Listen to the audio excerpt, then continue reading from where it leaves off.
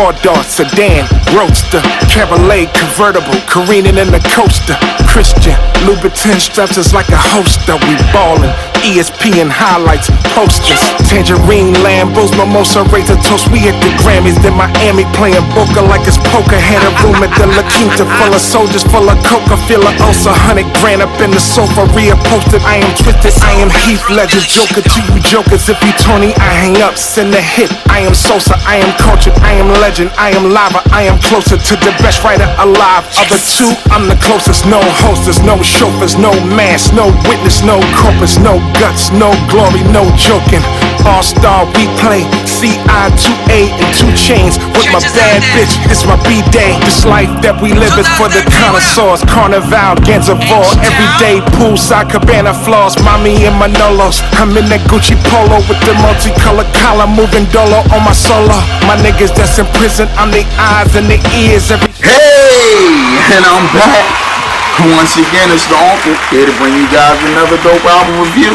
And of course, this week I have to talk about the most talked about album of the week, and that's none other than Pusha T's The Darkest Before Dawn. Before I get into that, of course, I can't not come on here and tell y'all about my pickups this past week. I picked up a few things worth mentioning, and even though my man Wiz Khalifa in these recent years has been putting out a lot of commercialized music, I do like his Cabin Fever series, and I did grab Cabin Fever 3. My man JP1, he has the Fire and Brimstone series. He released 3 albums this year, so we're on Fire and Brimstone 3, and if you guys don't have this, you're definitely missing out on a lot. Taylor Bennett came out with Broad Shoulders. Very artistic, very good album. He has Donnie Trumpet featured on here.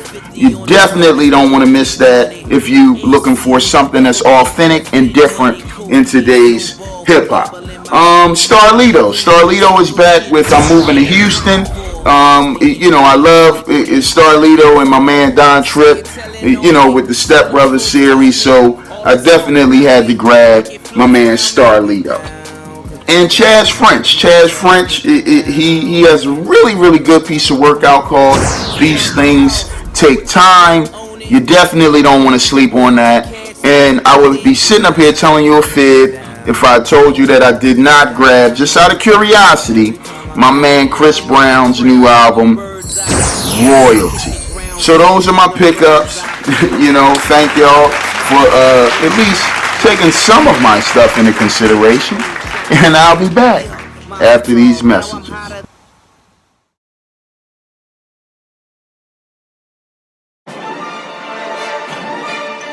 Superstar. Yeah.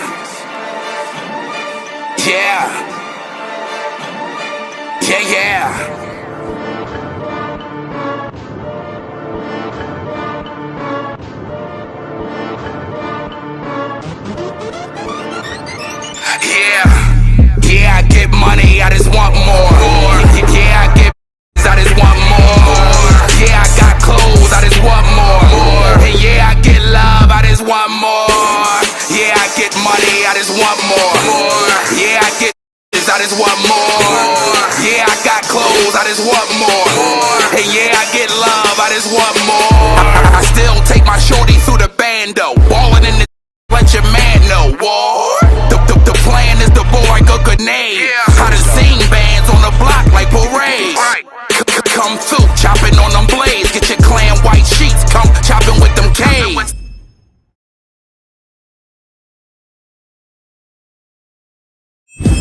Yes, sir.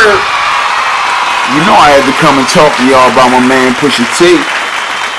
We've been waiting all year for you, fam. So you finally gave us, well, you didn't give us what we've been waiting for. We've been waiting on King Push. But you've been working so hard. You got so much music out there. You decided to give us a prelude to King Push, The Darkest Before Dawn. So, off the gate, we all know King Pusha T's background. He gives us these 16s. He done gave us some really dope music in the past. One half of the clips, we got Lord Willin', back in 2002. You got Hell Hath No Fury, and then he goes solo. He gives us, the Wrath of Cain. He gives us Fear of God. He gives us Fear of God 2. He gives us My Name Is My Name.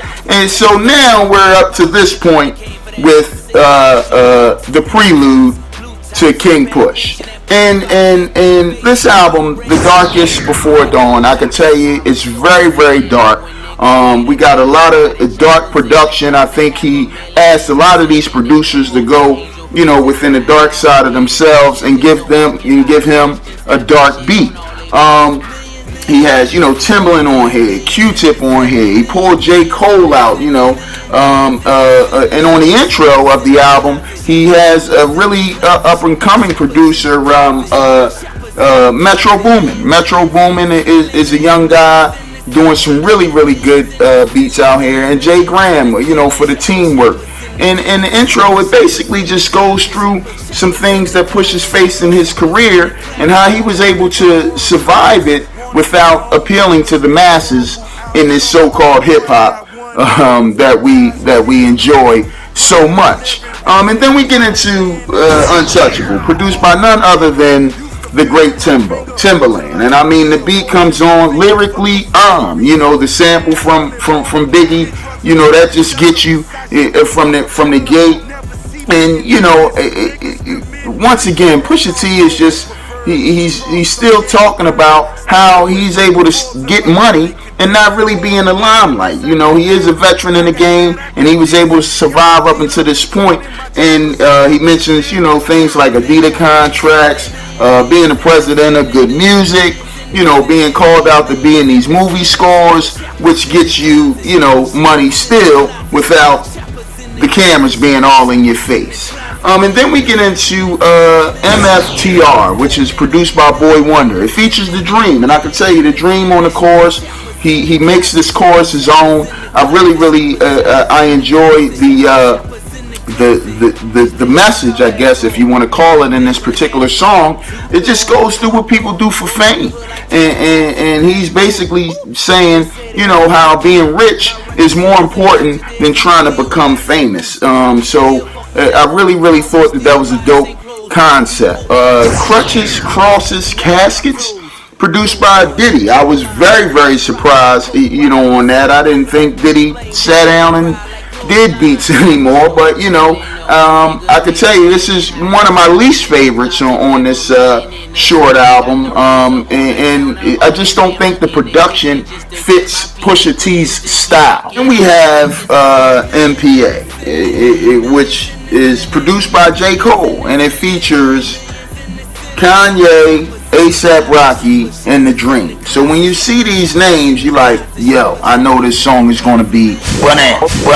Alright, so, it begins with my man Pusha T is basically talking about when you combine money, sex, and alcohol, all together, how it can bring you down. And then, the chorus, you get into this combination of all of the voices from the feature, all in the chorus, which I thought was really dope, because I thought that they were all, thought A$AP and Kanye was going to rap on here, but it's like a nice blend of all of their voices to create this chorus. And then you go into a verse where Push is talking about, young women from the hood that basically go out the hood and start messing with ballers or different dudes getting money, etc. after we have, kind of pushed them to the side.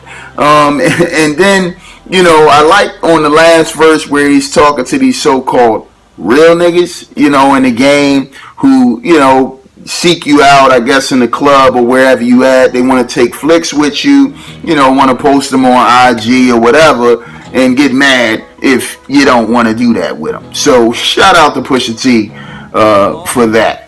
The one thing I could say on this particular track is I'm not a fan of the production, and I'm just not a big fan of J. Cole's production. And then we got Him Covered, produced by Timbaland, and the beat sounds kind of all over the place. Boom, daka, daka. Boom, daka, you know, and so I'm like, all right, well, where is he going with it, you know, because the beat is here, there, and everywhere. But I can tell you, Push is actually able to catch that beat, and he flows with it really, really good. And my man Ab-Liva from Philly, you know, I can tell you, he has that brag rap that you just enjoy. And then we got Keep Dealing, which is one of the darkest, dopest songs on this album. And, you know, it basically, each verse kind of talks about the money that they have lost, you know, in hip hop, but they're still able to maintain because of the money that they're able to still get and have gotten from the streets. You know, the first verse, Push ends it with like he lost $1 million. The second verse, he ends it with like I lost $2 million. And then Beanie comes with that gritty, grimy flow and delivery that just captivates you. You know, and he goes through how he's still connected to the streets and how he lost $3 million in the game. Really, really dope. Then we get into Retribution featuring Kalani, produced by Timbaland again, and I can tell you that this is probably one of the happiest sounding songs on the album. It's not one of my favorites. I don't really like it, so you know, in my rotation of this album, that definitely has to get a Skippies. And then we get into FIFA, which is produced by Q-Tip. Another song, in my opinion, that really doesn't fit Pusha's style. You know, so I'm not a big fan of that song either. That song in rotation too, it definitely, I skipped that. And then we get into a very, very good song. A lot of people don't think Push can talk conscious rap. And I'm talking about none other than Sunshine, featuring another one of Philly's greats, Jill Scott, whose voice is just captivating on whatever she's on. And you know, it goes into politics, police brutality, drug dealing, you know, Black Lives Matter, all of that. So for everybody who thinks that Pusha T is just in this little cocaine rap box, listen to Sunshine, because that will definitely change your view. So I'm going to rate this, and I'm going to be done. Pusha T, thank you for putting out a solid piece of work.